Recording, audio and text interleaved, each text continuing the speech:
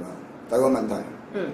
嗱咁啊，有網友就問啦，對少年廚神自殺呢件事點睇喎？咁成功搞到要自殺，佢同朋友都好驚喎，有冇即係好驚有啲咁嘅下場喎？你真講移民啦，背撚熟佢你係唔驚㗎啦。嗰個通勝嘅真講移民咧，就迫力友嚟嘅。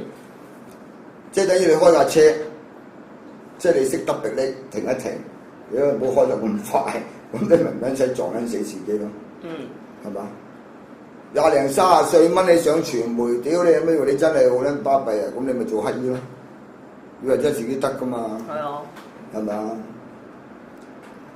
咁人生嘅路好長㗎嘛，唔係去到30幾歲就當收工㗎啦嘛，係咪先？你風高浪急啊，社會啊，運去啊金城鐵啊，呢叫做啲運走咗啦，屌你啊仆街！時來啊鐵變金㗎嘛，嗱呢啲係真講移民嘅，所以嗱小朋友大家再提你記得背熟佢，到時咧呢啲唔係學校教育嚟嘅，呢係社會嘅教育。你出嚟同人相處做事到人交手，有句説話彈出嚟咧，就救翻你㗎啦！停一停，即係教你點樣得迫力。